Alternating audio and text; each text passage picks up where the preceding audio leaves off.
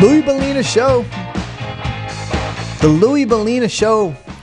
It's Tony Catalina here in the second hour, kicking off here. We've been all over the place here, Caleb. We've been all over the board, whether it be football, deep analytics, ice cream, everything in between. That's just probably the best way I can describe it is while I'm on the mic here, it's going to be fun. It's going to be just off the cuff a little bit. We do prep. We do absolutely prep the show. No doubt about that. But I want to keep it free. I want to keep it fun.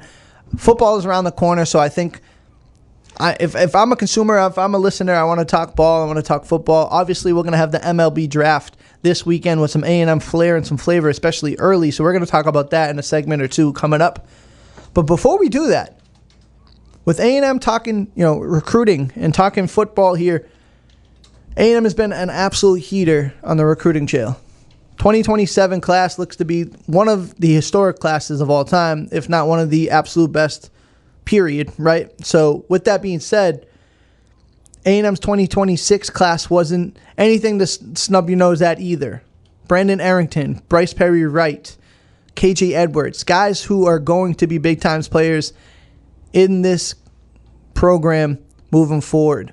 Now, the reason why I set that up and the reason why I bring that up is because when I look at these guys, I think, okay, who's going to step up? Who's going to have an early impact? Who could flash early? Now, who I think and who other people think are probably two different things, and that's fine, right? That's totally fine by me. CBS Sports, who's a company that I work alongside with, but this is equal opportunity. Everybody can get it. So CBS Sports put together a list of SEC freshmen to watch in 2026. Players, first-year players who could flash early. Caleb, I'll ask you. Anybody that you think of right off the top of your head think that A&M would make this list? Do you think there's somebody? Now, understanding depth, understanding situational roles, who could step in, who could step where? Anybody pop to you for A&M? So a lot of people are going to say KJ Edwards. Mm-hmm. That's definitely he's the guy with the most buzz to be a first-year contributor. But with as deep as our running back room is, I really don't know how many reps he's going to get. Sure. That's definitely a big question. So I don't really know that he should be on the list. I wouldn't like disagree if he was. Uh-huh. But my pick is probably Brandon Arrington. Okay. He's been a guy that's had a lot of hype throughout his recruitment. I'm personally just also a big Brandon Arrington fan because of how much he promotes Texas A&M on his social media. And anytime there's another commit, he'll get in the comments and hype him up.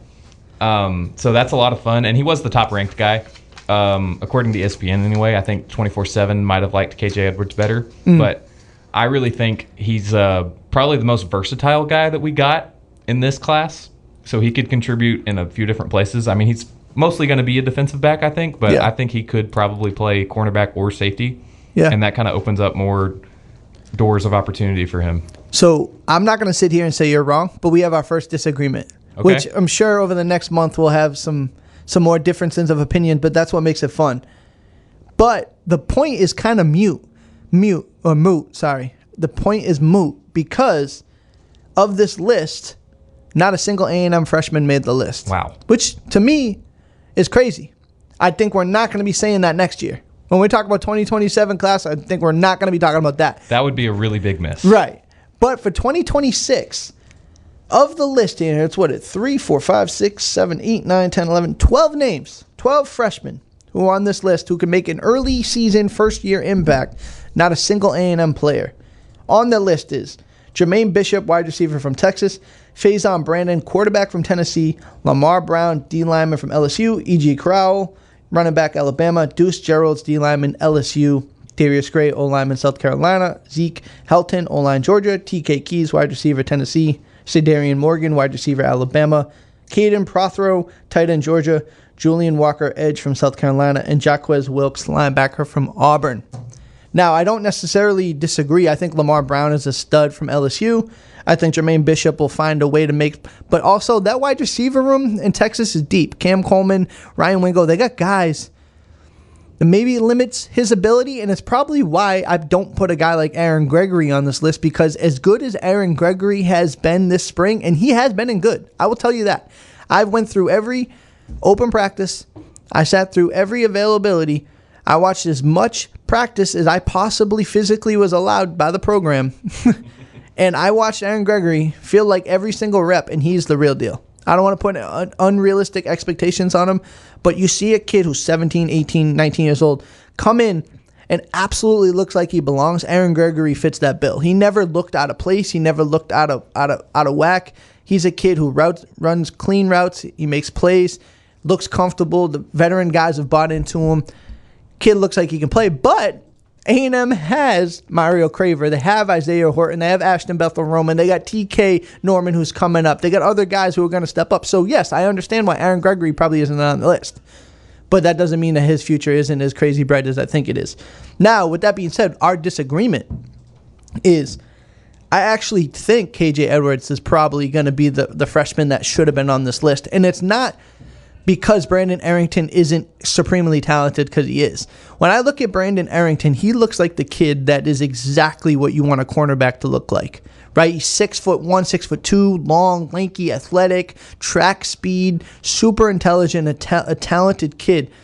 But I'm super high. If wide receiver isn't A&M's most talented position, I think corner and safety might be. Right? Because if you look at what the build out, Des Ricks is a slotted in starter. I look at Ricky Gibson from Tennessee as a potential starter as well, but if it isn't him, it's going to be Julio Humphrey, the former Georgia transfer, who also had a good spring.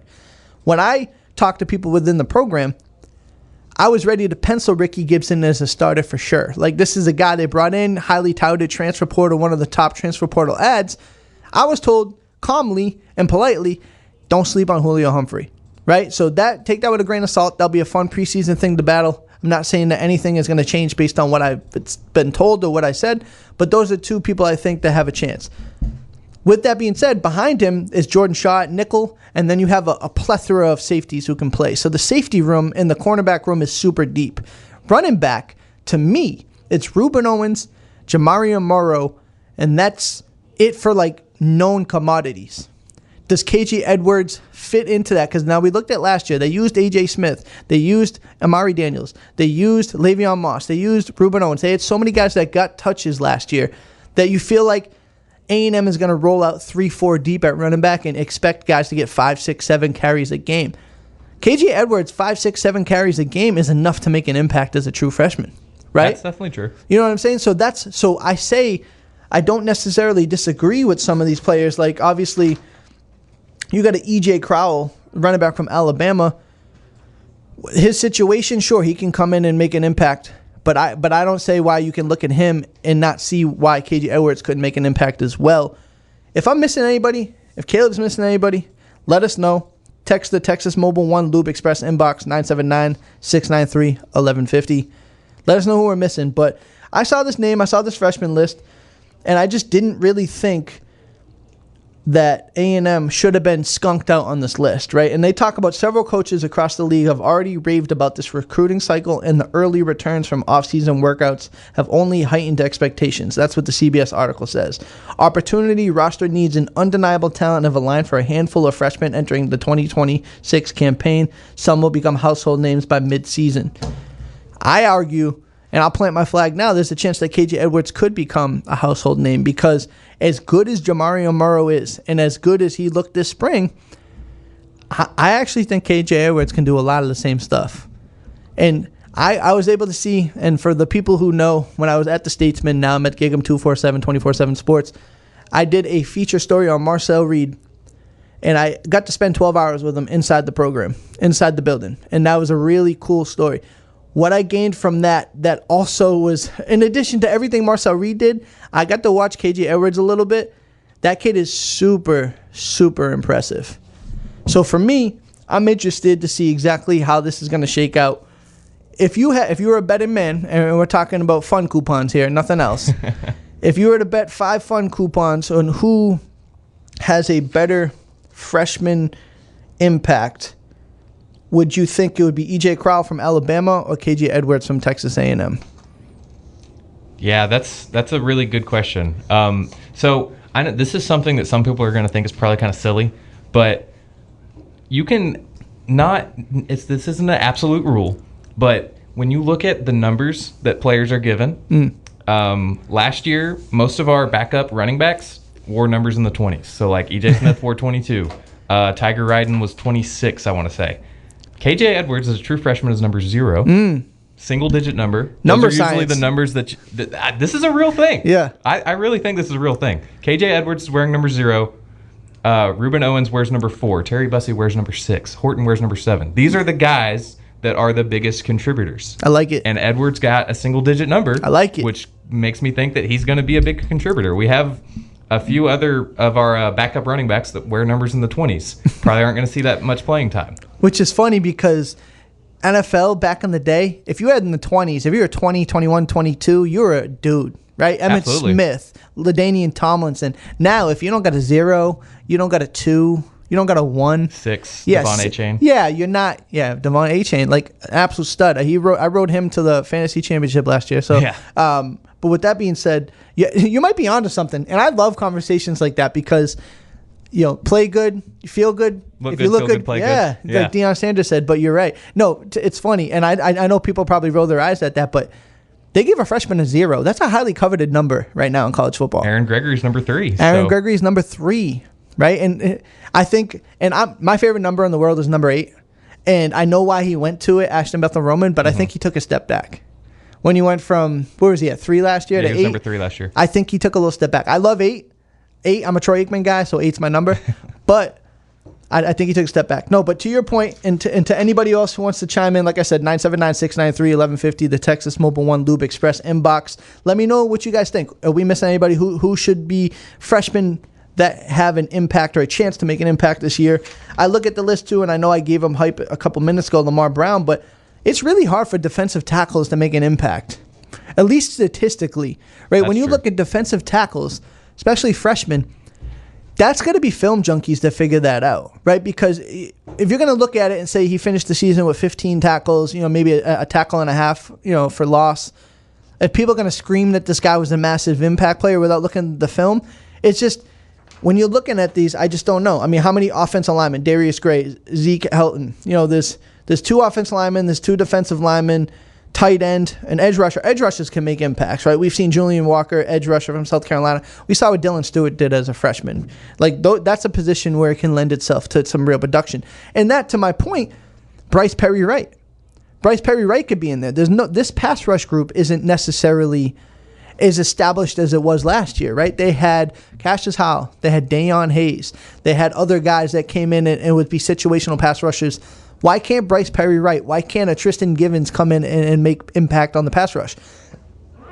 So with that being said, for me, I look at this 26 class as a group that probably isn't getting enough attention, right? 2027, we're not going to have that conversation, but 2026 is a class in itself. Are we missing anybody, Caleb? Is there somebody that we should be paying attention to? What about Asher Murray? Does he win the kicking job, right? How important the kicking job was last year. Does he win the job? I really don't think that's going to be something that happens. We brought in David Alano Yeah. for that job, and I think he's going to be one of the best kickers in the nation. Agreed. A guy that I think gets kind of forgotten about because he's, not class of 26 technically, but redshirt freshman and didn't play at all last year, was hurt. Jerome Miles, is he going to have a chance to contribute? Because I really think he has the talent, but I just don't know with all these new faces that have come in if he's going to be able to earn a spot, You're right. No, yeah, absolutely. He's almost, sad to say, as a 5-star recruit. Right. As big and strong and as fast as he is, he's almost become the forgotten man a little bit. And I know injuries happen. He had a torn ACL, and he had another knee issue. He had a torn ACL in high school, a knee issue again this year. Won't speculate exactly on that, but he missed the whole season last season. Right. I saw him in early August running routes, looking fluid, looking strong, looking tough. I felt the same type of way, maybe not exactly the same way, but he looked strong like I felt about Aaron Gregory. And the next couple of days later, he's on crutches and his season's derailed.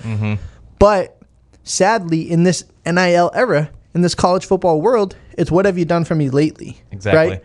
So with that being said, I think Jerome Miles has a chance, but this is an important year for him. It's an important year for Terry Bussey, too. Right. With Aaron Gregory, TK Norman, and Mike Brown, and who else am I missing? I'm missing Jaden Warren. There's some other guys that can come in and make impacts. We get some big players that are going to have to step up, some 5-star guys who are going to have to make plays. But With that being said, we're going to hit a break here in a second. We're going to switch gears. We're going to talk MLB draft. Texas A&M has about 3 guys we expect to go early. But who else could go and where could they go? We're going to shake it all out here on The Zone. ESPN Radio has The Score. The Score. Check in weeknights and weekends here on The Zone. The Zone. Gotta let this one marinate. So a peek behind the curtain a little bit for the people on the beat. Shout out to Alex Miller from the Bryan College Station Eagle. He's getting married tomorrow. So I think if there's going to be any breaking news, it's going to be tomorrow, while half the beat is literally at a wedding reception. But I say that to say this song is going to be my request. I'm going to play this song, and I'm going to dance in an unimpressive way to this song. So I hope, Alex, if you're listening, I hope you're ready for that. This is going to be my song request. But no, as we rock steady forward, we're going to change the gears here a little bit to MLB draft, which kicks off tomorrow. 2026 MLB draft. We got at least 3 Aggies that should expect to see their name called or hear their name called soon thereafter its commencement. Now, interesting, when you look at it, I was super bullish on Chris Hakopian. Really talented kid, a guy who is obviously a tools galore, right? Just somebody who bat the ball skills, doesn't strike out, solid in the field, somebody who is super impressive as an athlete. Felt like we were robbed of the true Chris Hakopian experience this year because he battled injury after injury. I mean, he came in the fall last year in October, had a hand issue. He got hit in the face. He got his knee hurt when he ran into Jorian Wilson. So he dealt with 3 or 4 serious things that just really affected him. But still, to his credit, really tried to stay in the lineup. I think he only missed about 12 or so games all year. The lineup looked really different without him. But I say all that to say, as good as Gavin Grahovac is and as good as Caden Sorrell has been, and both of them are just absolute dynamic Texas A&M athletes that are going to be in the rafters of this place, metaphorically speaking, as far as just their impact on the program. Chris Hakopian is widely viewed as the best prospect from this team. And when you look at the list, I'm looking at MLB Mock Draft 2026 final predictions for the first 2 rounds by the MLB.com. First pick, obviously, looks like Rock Chalowski from UCLA, the shortstop. Graney Emerson, the shortstop at 2. Von Lacey Olaki, the catcher from Georgia Tech. Eric Booth Jr. to San Francisco. Drew Burris at center fielder from Georgia Tech at 5. And then at 8 is the first Aggie for the Athletics, Chris Hakopian, second baseman. They have him ranked as the 13th highest prospect in the class. How do you feel about a top 10 Aggie, right? When you look at the talent that Jace Laviolette had last year, and Ryan Prager didn't go as high as he probably wanted to, and there was some talent stuff. Last year, I don't know how the talent stacked up to this year, so to speak, but top 10 Aggie, right? And it's Chris Hakopian in his 1 year. If he's a top 10 guy, and I know it's about tools, and it's about future projections, and it's about what you can be in the future, if you saw Chris Hakopian and saw a guy who was a top 10 player, just how scary could he have been if he was completely healthy this year for this team? Yeah, that was definitely something I was really excited about when I saw Hakopian coming to the team in 2026. And it's definitely disappointing that he wasn't able to show completely what he has. I think as far as Aggies that in the top 10 of the draft class, last year with Jace Laviolette, that was a guy that kind of fell a little more than we expected. But that was also just kind of due to his performance in the 2025 season. It was kind of a down year for the Aggie baseball team in general. But Hakopian is definitely not the only guy on this team that's got first-round talent. But he's been, throughout his college career, very highly touted. To your point, and I would argue hard that, when you look at these prospects, and you look at the way Caden Sorrell and Gavin Grahovac are viewed and stacked as far as draft goes, I believe it was, and I could be wrong, I could be off by a position or 2 here, but I believe they had Caden Sorrell at 33 and they had Gavin Grahovac at 38. And taking nothing away from Sorrell, I think Grahovac is probably a cleaner prospect, in my opinion. As far as somebody who's got the position versatility, somebody who is, bat the ball, a leader, and taking nothing away. I'm talking about splitting hairs here, right? Because Caden Sorrell and Gavin Hovack are just two absolute dynamic players. So with that being said, I look at both of these guys and I say, how are these dudes not first round talents, in my opinion, right? And so when I look at this and I look at the first 2 rounds, Chris Hakopian is the only one that went in the first round for Texas A&M as far as players on this roster now. Obviously, there are some high school guys who are going to get picked and some guys who are going to have some conversations and some decisions to be made. And when you look at it here, the next guy to go for Texas A&M was Trey Ebel, a shortstop from Corona High School in California, a class of 26 commit, as well as Connor Comia, the third base from Anderson High School in Texas. So those guys actually in this situation go before Caden Sorrell and Gavin Hovack. And what's the rule of thumb, Caleb? If you're going in the first 5 or 6 rounds, you're probably going to the big leagues. You're not going to make it to the college campus. Yeah, the only guy that we could say defied that rule recently, for A&M anyway, was Ryan Prager a couple years ago. Mm-hmm. And that didn't end up working out great for him after he went in the 3rd round in 24, came back, and I think he went in the 9th or 10th round in 2025. Yeah. So, yeah, guys, especially college guys, even if they have another year of eligibility, if they go in those first 5 rounds, I think you can assume they're probably not going to come back. But these 2 high school guys, Connor Comau and Trey Ebel's father is Dino Ebel, the third base coach for the Los Angeles Dodgers. So interesting. Really, a lot of baseball pedigree there. Man. But I don't think either of these 2 guys are going to make it to campus. I think they probably will end up going to the minor leagues. Yeah, and see how impressive it is. And again, so rounding out that, we had the Trey Ebel at 48 to the Braves. 53 was Arizona Diamondbacks, Connor Comia. And with the guys that we know are in the lineup, in the roster, in the program this year, we had 55 San Francisco Giants, Caden Sorrell, and 58 Cincinnati Reds, Gavin Hovack, listed as a first baseman, which I thought was interesting. And you look at just the versatility he had. He had to go over to first base due to injury. He had to go over to first base due to situation and circumstance so they can get some of these freshmen on the field. And then when Nico gets hurt, without even hesitation, Gavin moved over to third base, and he can just play both corners. I think he helped his draft stock immensely. Ended up with 22 home runs, just one shy of Caden Sorrell. I mean, the guy is an absolute talent, I think, and he was a leader, a captain of this team. Super impressive. But when you look at these guys, I don't think any of this, really surprises us. And when I look at who could be next, we had talked about potentially Shane Sadeo, and man, that is a guy who just 2026 didn't go the way you thought it would, right? And I don't think 26 went at all anyway. Earlier the staff thought it would go for him. But he's a guy who still, because of tools, because he's a lefty you can throw hard, because he has really moldable clay, he might go earlier than some people think. Another person I think that fits in that kind of build of just gets on base, does his job, and is somebody who is super talented, it's just maybe not as flashy. And I'm curious if you agree, Bear Harrison. I think he's kind of underrated by the draft guys.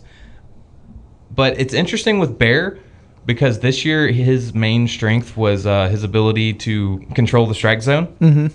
He took a lot of walks. He had one of the highest on-base percentages in the SEC and the country. I think it was over 500 by the end of the season. Yeah.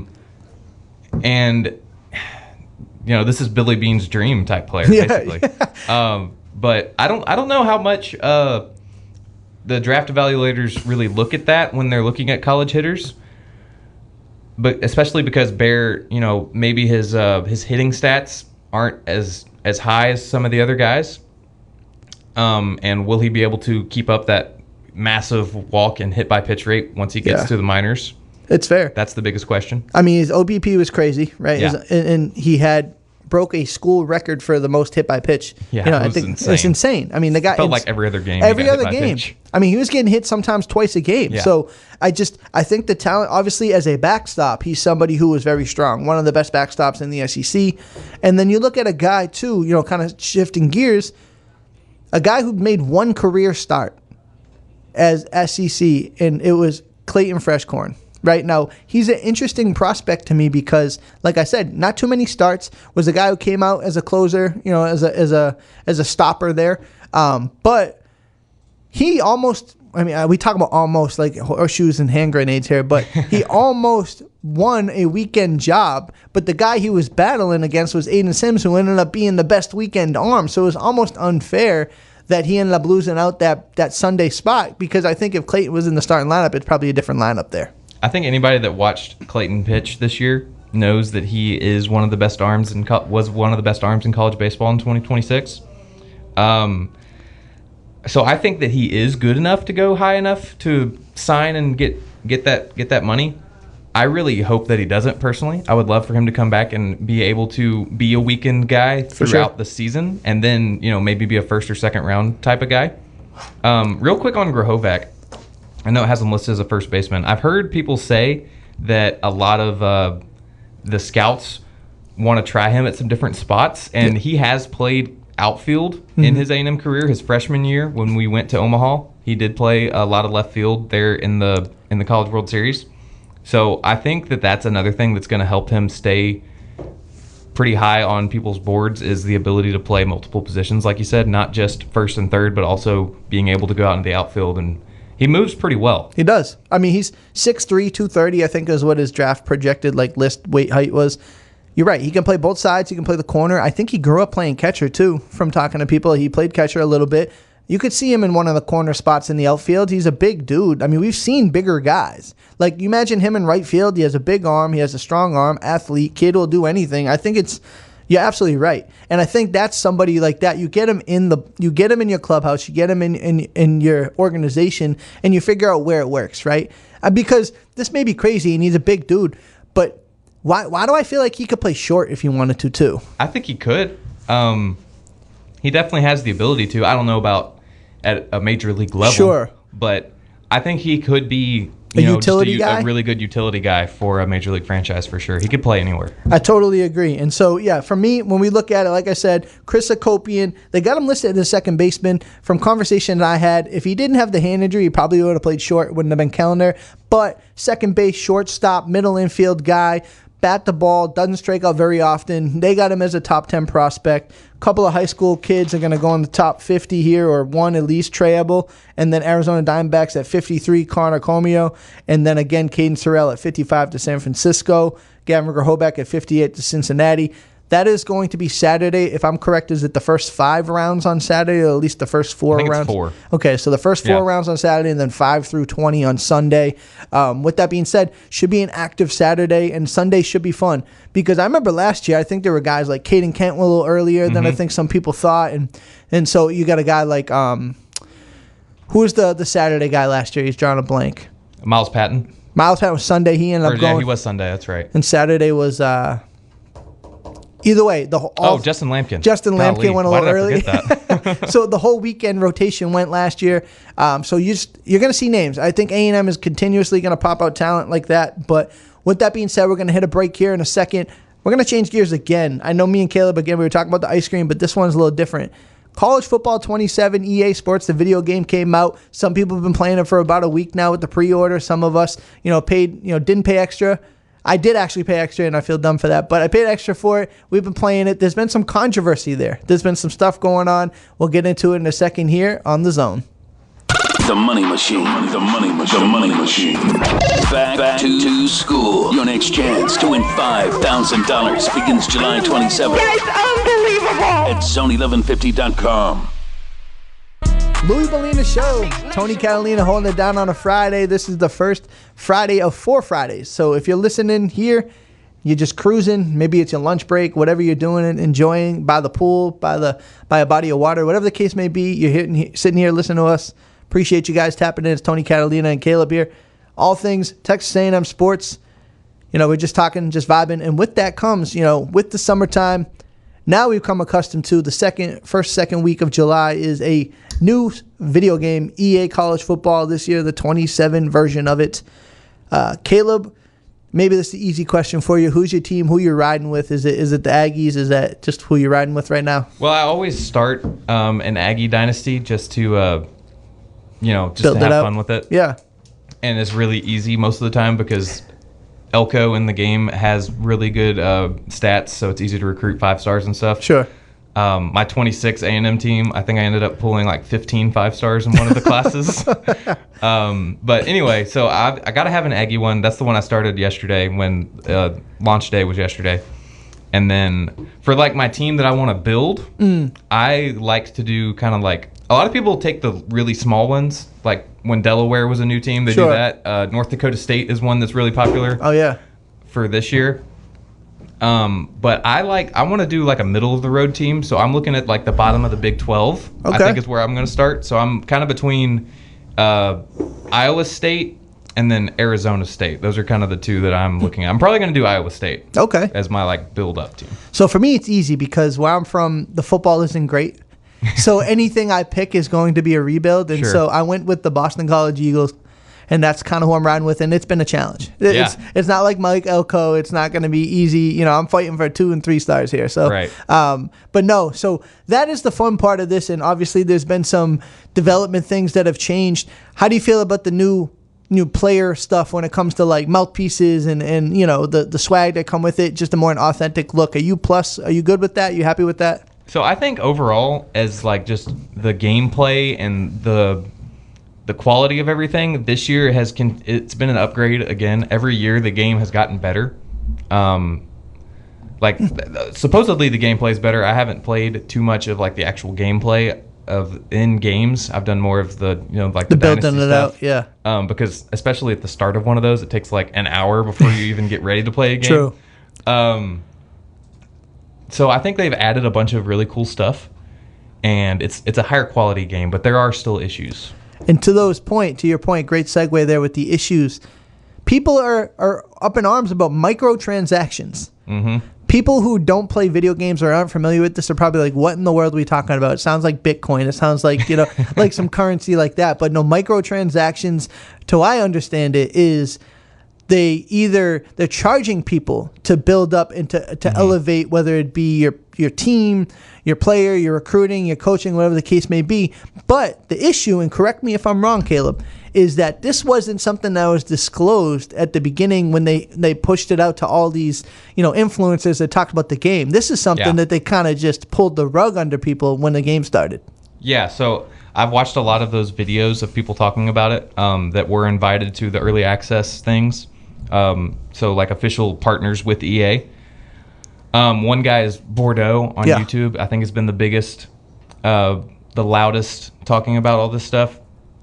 So yeah, they were not, according to them, they weren't made aware of all these microtransactions changes before the game released. And then once they started playing Dynasty and especially Road to Glory. So the issue is there used to be these options that you could do in the settings to make it to where either your coach or your players like progressed faster. So you didn't have to build your program for 20 years before it was good.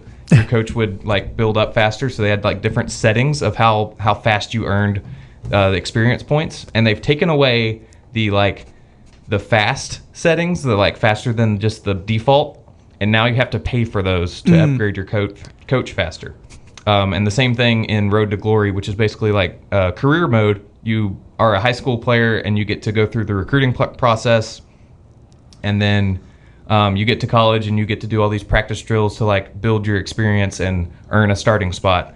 But now they're doing the same thing with that, where there used to be an option to where you could make it where your player progressed faster if you just wanted to have fun and build an absolute monster 99 overall type player. Now you actually have to do the grind of building your player up, and they're charging money just like for the coach to have that ability. You can pay for player upgrades now instead of earning them. Yeah, basically. And so I, in a vacuum, don't have a problem with that, right? Because not everybody has endless hours, to go, and you want to be a part of it. And it is frustrating to play these games early on when you're getting beaten to death and your guy's just really bad. It's a tough, it's a slow grind. And now I understand why purists are like, I don't want to deal with this. I don't want to do it. And I completely understand that perspective too.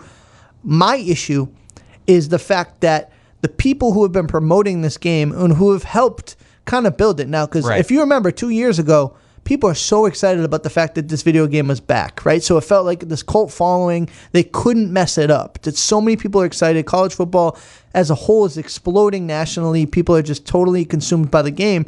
That lent for this game to just be so easily received. Now, when you pull the rug and you're not completely parent with people about what it costs, and you can just throw $100 at it, and all of a sudden it takes you 2 hours. Now you're the best player in the game. So that stuff is the super frustrating part of it. So for me, you want to go ahead and cheat, and not really cheat, but you want to go ahead and spend the money, and you want to go and do whatever you got to do because you're only a weekend warrior, totally fine. But the people who are going to grind it, like I think you are, I think you're a grinder of this game, and I'm a grinder of it too. Like, it's just it's kind of corny that you don't let people know that's how it is. So the main problem is it's not even just the different difficulties. Like, if you want to be realistic with it and play it as if like an actual realistic player, then you're probably going to want to have the XP on those slower settings. Right. But the thing is, with a game on consoles that costs $70, you don't have to have all these. You're paying for the game already. You shouldn't have all these extra microtransactions in this offline game mode. So it's not like you're paying so you can beat other players in an online mode. Road to Glory, the career mode, is completely offline. You're playing against the computer, and that's it. Right. So you should have the freedom to be able to use those faster XP settings if you want to. You paid $70 for the game. Yeah. It's not. And then with Dynasty, it makes a little more sense because you can make that online if you want to. Sure. But it's still dumb because the point of paying this much money for a video game is so you can have the freedom to do whatever you want with it. Yeah. You can be realistic with it if you want and have it on the slower settings, or if you just want to have fun and mess around because it's a video game, you turn up the XP sliders and then you make it to where you're the best coach, best player in the game. Right. It's about freedom when you're paying this much money for a game. Totally. In mobile games that are free, microtransactions are how they make their money. Sure. Like, that's just how it is. Totally. But in a console game that you're paying this much money for, you shouldn't have all these extra microtransactions.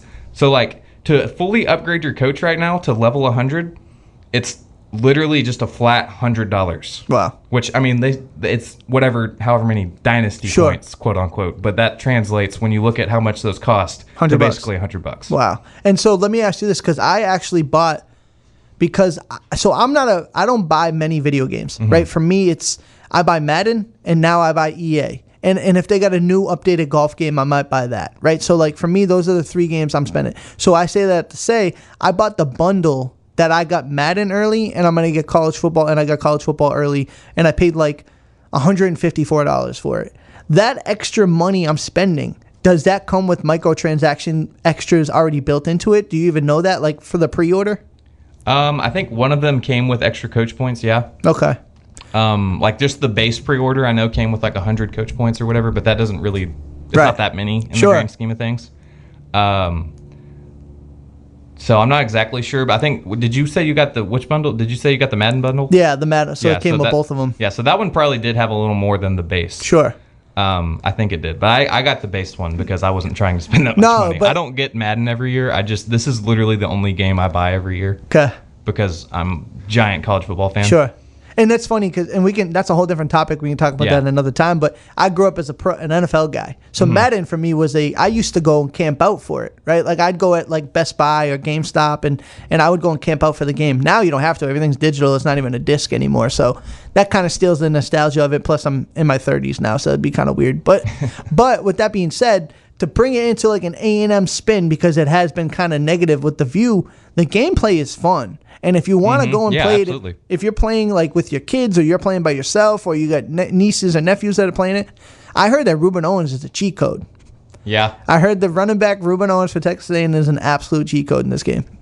I haven't. The hour probably that I spent on the game yesterday when it launched was literally just doing the whole recruiting stuff and building the program. So I haven't even played a game yet. Yeah. So my first thing, and too, this is maybe a peek behind the curtain here. I spend so much time studying like football and stuff that I even use my game time, my leisure time, as a chance to like study. So like week 1, I'm gonna play A&M versus Missouri State. Week 2, I'm gonna look at A&M Arizona State. I'm gonna try to get the jerseys right, the weather right, the lineups right, and that allows me to to study it, and now I know who it is, and maybe now I know who Kentucky's like second string left guard is. So right. I do that. If I'm gonna have some time off, I'm gonna do that as well. But for me, that's it's fun. We just spent 12 minutes talking bad about the microtransactions, but if you're not crazy about it and you just want to play a good video game, it's fun. It's a fun game. The mascot mashup is super fun. You can go out there and play games against mascots. That's new this year. Yeah, new this year, but like old. Like that was like NCAA 2015 type stuff. So like that is fun. Again, no endorsement here, just people that enjoy college football. So yeah, but the thing about the casual fan, real quick before we hit this break. Yeah. If you're just a casual fan that wants to have fun in this game, that's why the microtransactions thing is such a big deal. For sure. The easy difficulty is taken away. Absolutely. All right, I'll get off the soapbox. No, I love it. No, I appreciate. That's why I wanted to make sure that you got your chance to talk about it, because I knew you knew what you were talking about, and I had some passing thoughts about it, but I knew you had it. But when we got here, hit a break here real quick, and we'll have our closing thoughts, and we'll wrap up day one of Tony here on The Zone. Make sure to get the podcast of TexAgs Live, The Louie Bellina Show, or Chip Howard Sports Talk Daily at zone1150.com and everywhere you get your podcasts. The Louie Bellina Show. Tony Catalina here on a Friday, the first of 4 Fridays I'll be in here. We're wrapping up here. We got a few more minutes before we get out of here. Had some good text messages throughout the show. We guys really appreciate you guys taking it. I know it's the heat of the summer. There isn't so much sports going on. I know there's FIFA, the World Cup, and we'll definitely talk about that as that wraps up here going on in the next couple of weeks. But in between that, we're just talking ball. We're talking, college football. We're talking ice cream. We're talking anything we could talk about. So appreciate you guys taking in your, lunchtime, whatever it may be, vacation, leisure time. We're here. We're talking anything. So let us know. And Caleb, you said there was an interesting one, right? Tapping into my Italian roots and my Northeast region where I came from. Yeah, so that was texted a little earlier in the show. Before we get to that one, we just had one a couple minutes ago that Matt in College Station says, this is meant in the nicest possible way, but y'all are nerds. And I think that's a very accurate statement. I'll take that. We were talking about, I think the most passionate we've been has been about the college football that's 27. True. Yeah, that's definitely the most I've ranted about something on here in a while. And it's funny because I'm not even like a huge gamer, but the games that I love, I dive into it. You know, I'm not a big first person shooter type thing. Like I'm a sports gamer, so I'll take that as a compliment. Yeah, for me it's like football, MLB The Show, and then maybe NASCAR and F1 sometimes. Okay. But yeah, I think we're kind of on the same page. Yeah, for me, like that's something I would do. I find myself playing sometimes skate. Like you ever seen like those skateboard games? Like I kind of lose myself in it and just go and do whatever. We got called nerds once. I ain't gonna double down on it. So yeah, we're just proving them right. It's okay. But Chris in Somerville asked, how is Italian food in the South, and how does it stack up with Italian food back home in the Northeast? Well, much like the last question, I'm gonna say this as respectfully as possible. It doesn't really stack up. And I think people understand that. That's fair. That's like, and I'll tell you this, a brief thing real quick. Before I moved down to Texas, before I even stepped foot in the Lone Star State, there was a place up in Massachusetts that I used to go get Texas barbecue from. And I thought it was good. Like, I thought it was good. I didn't know any better. I thought it was good. Then I came down here, and you can go around the street corner and get great Texas barbecue. It's safe to say when I go back home, I don't touch that other Texas barbecue from Massachusetts anymore. So with that being said, it's kind of reminds me of the Italian down here. I will say, Casa Mangiare is one of my favorites. Casa Mangiare is great. 1886 Italia has been good. Overall, I think the biggest thing is there are places down here that do it well, but But you can go on a street corner anywhere in Massachusetts, Connecticut, New York, and find great Italian. Here, you got to find the right spot and make sure you can hit it. It took me a little bit to find good pizza. I would settle on the fact that I think Champion's Pizza is the best as far as what I'm looking for. I'm looking for a New York slice. I like mine cooked well done. And much like my ice cream takes, I like vanilla. I like cheese pizza. Give me a well done. I like cheese pizza. I don't need anything else. Cook it well done. They have a great deal on Thursdays. I think it's like a large cheese pizza for like $17. And for me, that's all I need, for me. And so Champion's Pizza, Casa Mangiare, Italia's 1886, I think that's what it's called. But either way, that's kind of where I'm looking.